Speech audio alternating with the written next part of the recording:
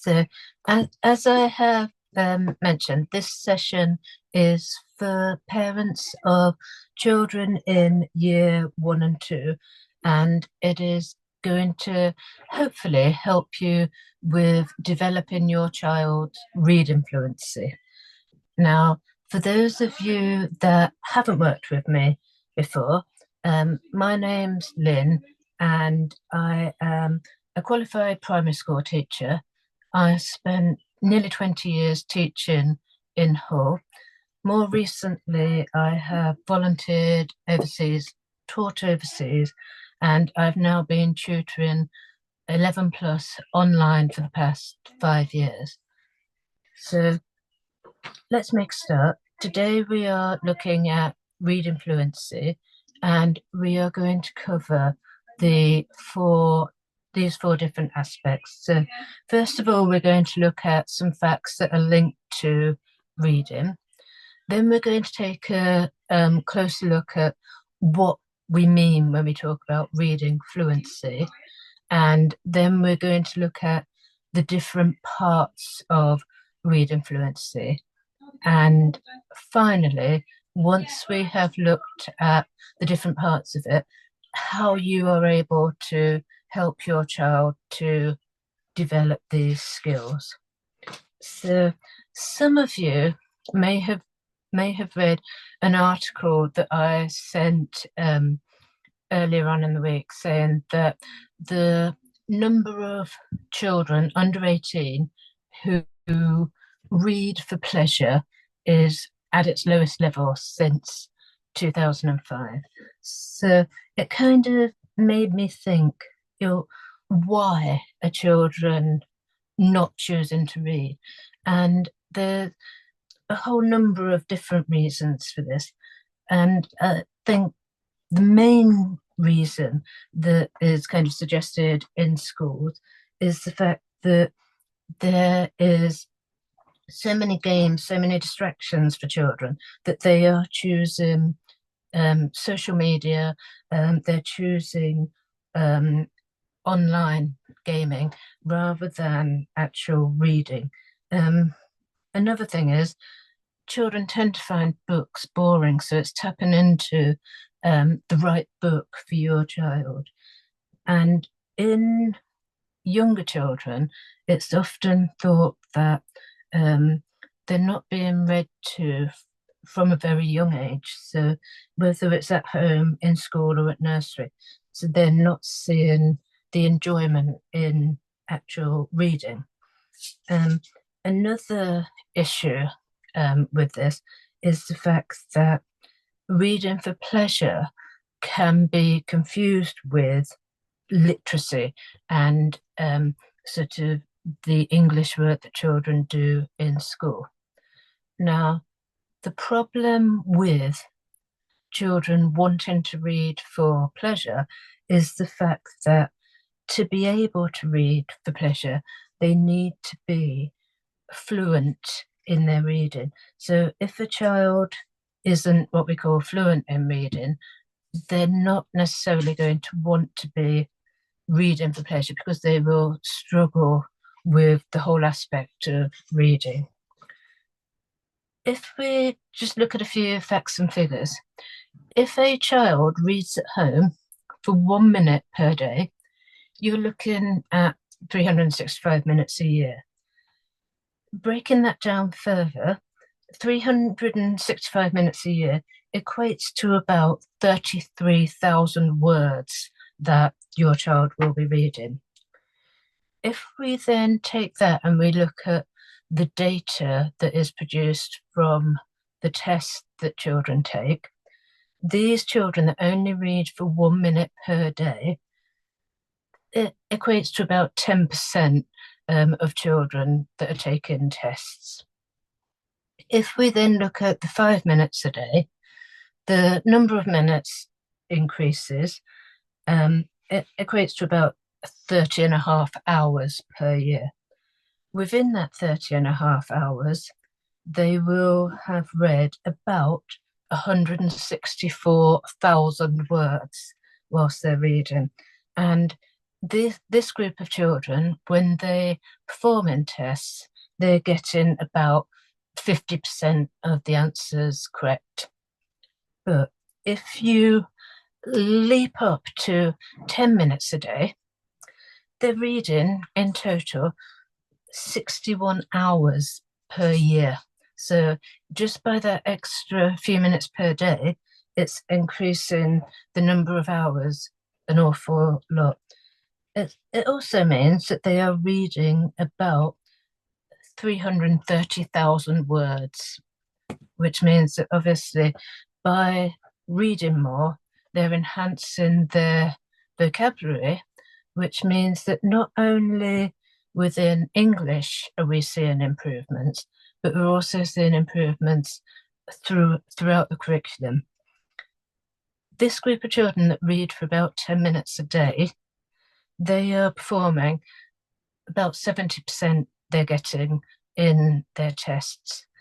If you increase that to 20 minutes a day, I've not put the data on the screen, but that group of children, they're getting about 90% in reading tests at school. So kind of the more that they are reading, obviously, the better they are performing test-wise at school.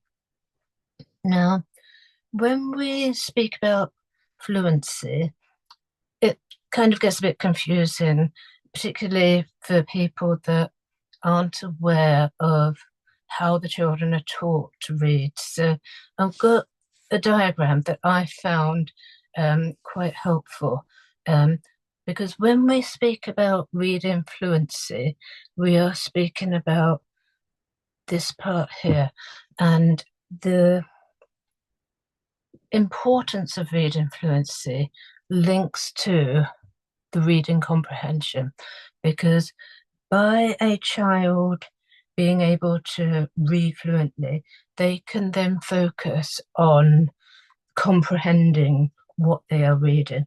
They are not worrying about decoding individual words. They are then focusing on the complete meaning of text. And if a child is missing this fundamental block of skills in their reading, they will most likely struggle with comprehension. And if we look at this drawing, you've got the phonics skills and the processor skills that the children learn kind of from reception into year one. And then it builds on with the aspects of fluency. And when we speak about fluency, we are speaking about children being able to read, and we're talking about reading out loud, and we're talking about them reading at a good pace, so not too fast, not too slow, and we're speaking about the expression that they use whilst they're reading. And when we speak about fluency, it's made up of three different elements. You've got the automaticity, accuracy, and prosody. Excuse me. Each of these elements needs to be secure for a child to become fluent in reading. If one of these blocks is missing, then you're not going to be able to achieve fluency because all of the elements are linked. For example, a child needs to have the accuracy to be able to read with automaticity and with prosody. If a child struggles with the automaticity, they're not going to be able to decode words. They're not going to be able to structure things well as they're reading. At the minute, you're possibly looking at this thinking, you may as well be speaking a foreign language. So we're going to break it down and look at each of these aspects and explain what they actually mean and how it is important when it comes to children and their reading. Now, the first one, accuracy, it's basically the ability to read words correctly. And The children need several different skills to be able to do this. They need to know their letter sounds. So this is the phonic knowledge that they have learned earlier on in school, and they are using that when it comes to reading. They then need to, as well as know the letter sounds, they need to blend those sounds together, and they need to then apply the phonic knowledge. And this takes quite a while to build up all of these skills, and it's about making the correct choices with the sounds. So when you've got your digraphs, it's sort of which sound is that actually making, and with the accuracy, it will help them to decode the unfamiliar words as they are reading. So that's accuracy, and it also links the accuracy with the automaticity. And when we talk about automaticity, we are talking about children being able to read words by sight. They're not having to break them down into individual sounds. We're talking about children looking at words and being able to know what it says. And if a child has the automaticity in their reading, because they are reading the words automatically, it frees them then to think about comprehension rather than breaking down individual words and working out the sounds within it. Once they start working on this skill, it takes time. It won't be that you show them a new word and they will recognize that word every time they see it. It will need to be kind of doing the same words several times before they automatically realize what that word says. There are a number of activities that you can do that are linked to the automaticity, and I will speak more about that when we come to the how you can help your child part of the afternoon. Now, the automaticity and accuracy, they are based on individual words. The next part that we're going to look at is based on when children begin reading words in complete sentences. So we call that prosody. And when we talk about prosody, there are several different elements to it. So we have what we call intonation. And when we talk about the intonation, we are talking about the rise and fall of your voice and the tone that you're reading things in, so that it makes it interesting to read. If a child is reading without intonation, they are going to sound quite robotic. And we'll sort of speak about the difference between someone that reads with prosody and someone that reads without prosody sort of in a few minutes. We're talking also, part of prosody is stress. So whereabouts in the sentence do you add the stress? And this could be individual words. So record and record, it's the same spelling, but the stress is on either the beginning of the word or the end of the word. And if the children aren't aware of where the stress in individual words is, it will make the words sound strange. They also need to think about stress within sentences. So if I say, I wanted hot soup, obviously the soup has been given to someone else. If I say, I wanted hot soup, and I'm emphasizing the hot, it would then indicate that my soup is cold. And if I emphasize the word soup, it would indicate I've been given something other than soup. So putting that stress on the right word in the sentence is also something that the children need to practice. When we speak about pace and tempo, we are speaking about the speed that children are reading. And don't automatically think that a child that is reading fluently is going to be reading fast. Sometimes the children read too fast and they are lacking in fluency because it is too fast. So the pace and the tempo is kind of thinking about how they're reading it and how it sounds to the person that is listening to them. Phrasing is how we group the words together. So when you've got a sentence that begins, say, once upon a time, a child without prosody would say, once upon a time. They are reading the words individually rather than using phrasing. And phrasing, or scooping as it is sometimes referred to, is when the children read groups of words together rather than the words individually. And this helps with the intonation because it helps with the rise and fall of what they are reading. So all of these elements of the prosody, it all links together. And the final element, pausing, that is to do with punctuation. So it's taken into account, are there full stops? Are there commas?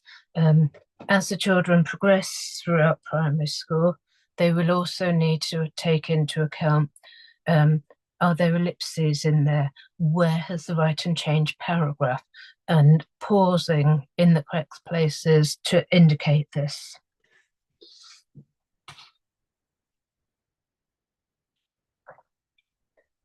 Right, so moving on to the bit that is most important, and I guess why most of you have joined today, how can you help? Now, children, they can't gain fluency on their own. They need adult support with it. You can't gain fluency by reading in your head. You need to read out loud to gain fluency. And what you need to think is there are so many resources available to help you with your child's reading, but the most important thing that you can give to your child is your time.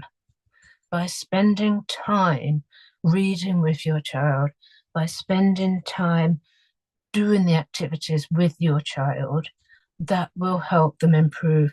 They can't improve if they don't have the adult support to show them where they're going wrong.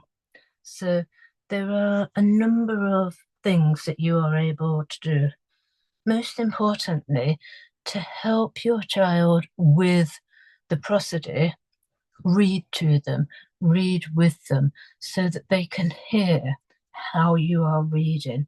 And one of the activities that I suggest is read together with your child. So you read the book, but your child reads it at the same time. So they are imitating what they have heard you read.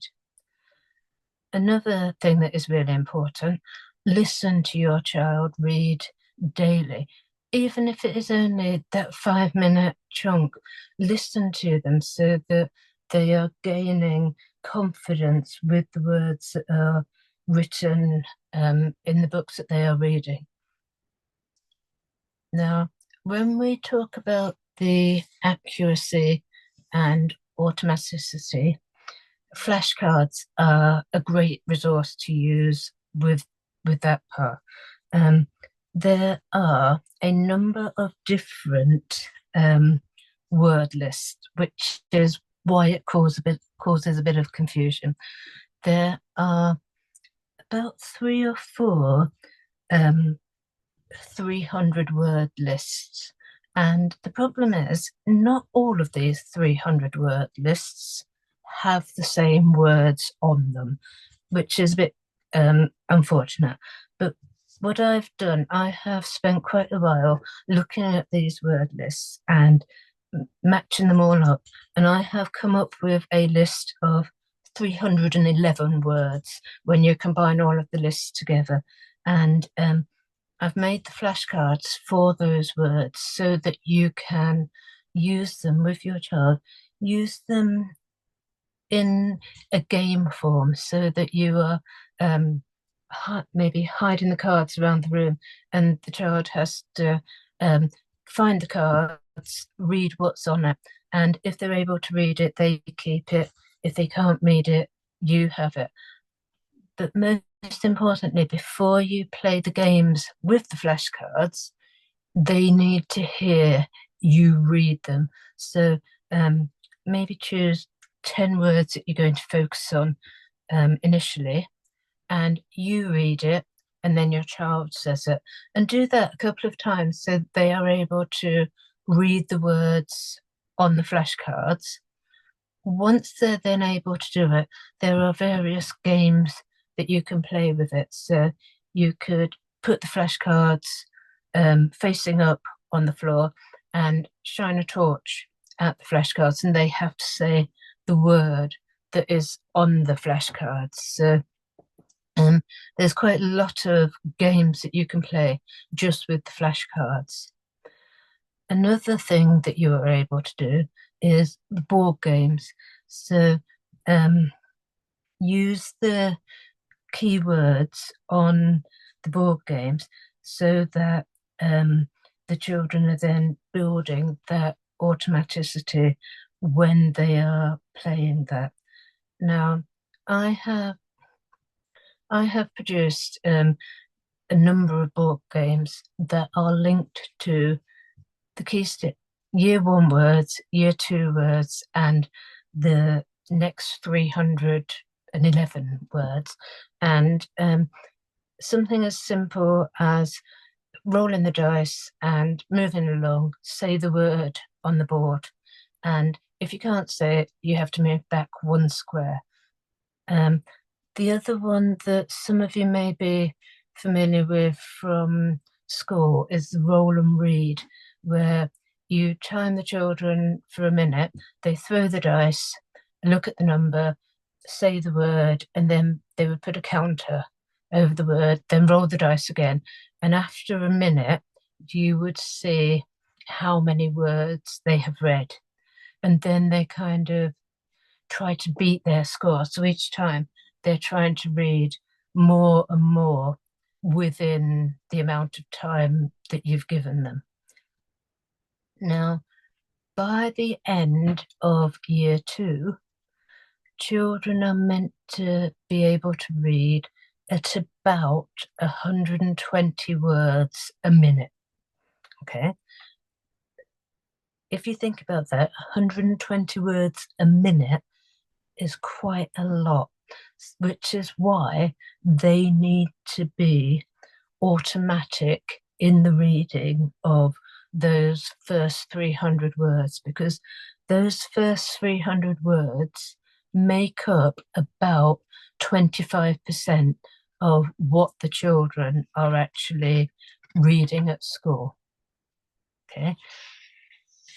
Now, I have written an ebook that is based on reading fluency in year 1 and year 2, and it has all of your flashcards that you need for it. It has 14 or 15 games for the accuracy and the automaticity. It's got games for prosody. It's got different activities if there are parts of the prosody that is missing. And I'll send you the link for that afterwards if you are interested in it. And let me just